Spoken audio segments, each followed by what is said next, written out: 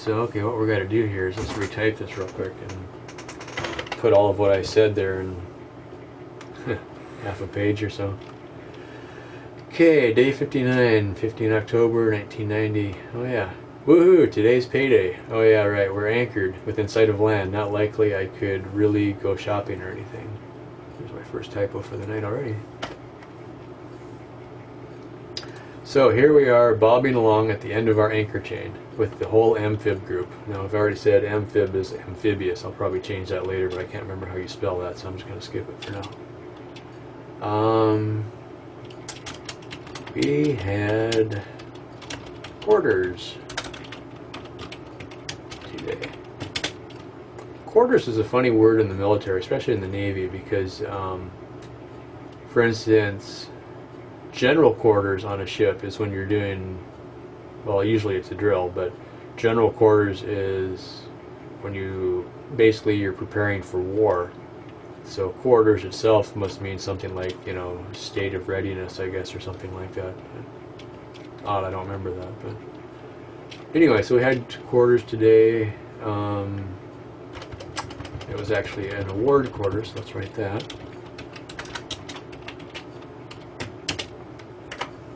We had award quarters today. Let's see. I'll probably take these names out later, but for now we'll just remember that Waller. I cannot remember his first name, and I never used first names when I wrote this. I've got a list of names somewhere, but Waller was an aircraft painter like I was. He was also an airframes mechanic like I was. Most of us had at least two hats, it seemed like. He ended up leaving partway through, and I don't remember why. But we actually rotated some of our crew members out during this cruise. Waller was one of the LSEs. Freeman.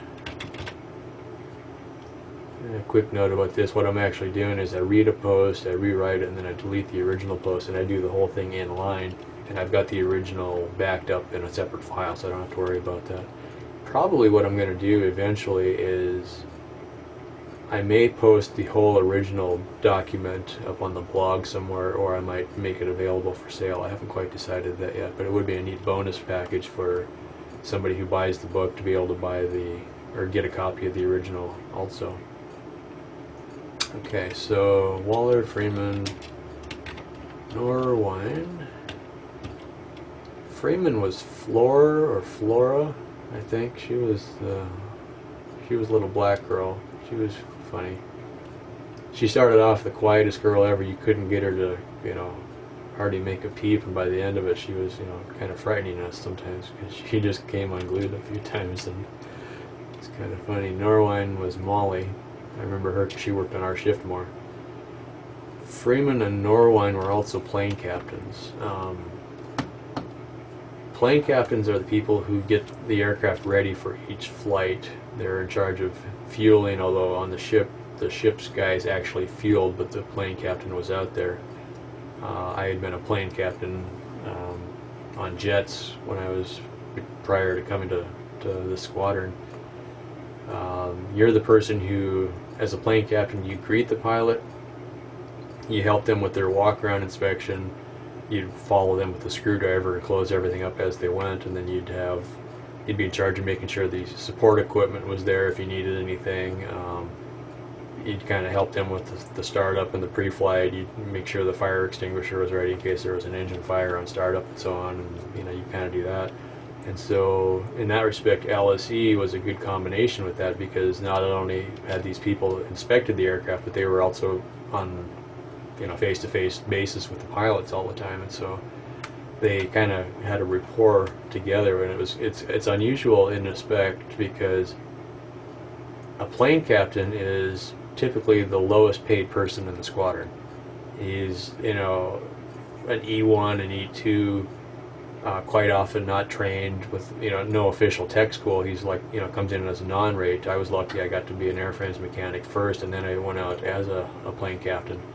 So I already knew how the aircraft worked before I was out there. And your job, you know, you go through, after the plane comes back, you do a full inspection on the aircraft between every flight. You know, and so it's very, it's irony in that it's a very what would be the word? Very hands-on, very detail-oriented job, and here you are brand new in the Navy. You know, this is a brand new guy right out of boot camp, sometimes just about, you know, and so there's a whole personal qualification standard that goes with that, where, you know, you don't just become a plane captain, you're a trainee under another another senior plane captain for, you know, several weeks. I think it took me 10 weeks, and some of the people I knew were 15 and 20 weeks before they got certified. So not that that was, you know, anything to brag about, but it can be you know, several months of training before you're considered, you know, ready to be a plane captain. And yet, you know, so here you are, you're a plane captain, you're all proud of yourself, and then, you know, you realize you're still, you know, the lowest form of scum life on the bottom of the ocean, it seems like. So anyway, so yeah, they were plane captains and also LSEs. So this will go a lot faster if I quit talking. Let's see, they got, let me see, their LSE, parenthesis, landing, signal, comma, enlisted. Now we say that because on the aircraft carriers, the LSO is a landing signal officer, and it's typically an LSO is a fully certified pilot with a special designation as an LSO. And so what they have is on aircraft carrier landings, and there were some scenes on Top Gun where these guys were standing there talking in the planes, and they actually are using radio headsets and talking to the pilots as they're coming in addition to the signals that they're getting. But you know, so helicopters can land with only an enlisted person giving them directions, and it takes an officer to get a jet to land. So something to that, I guess. Got their completion.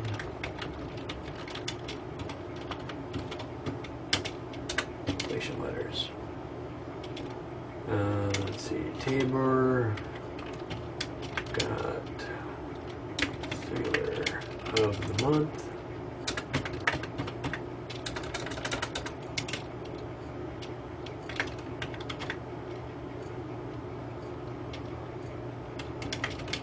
For August.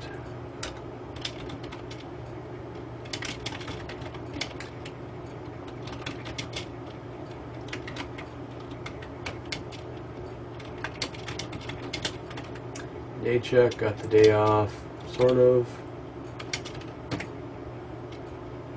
A lot of this post is going to be as I wrote it the first time. It more or less made sense. Night check. Worked a little bit.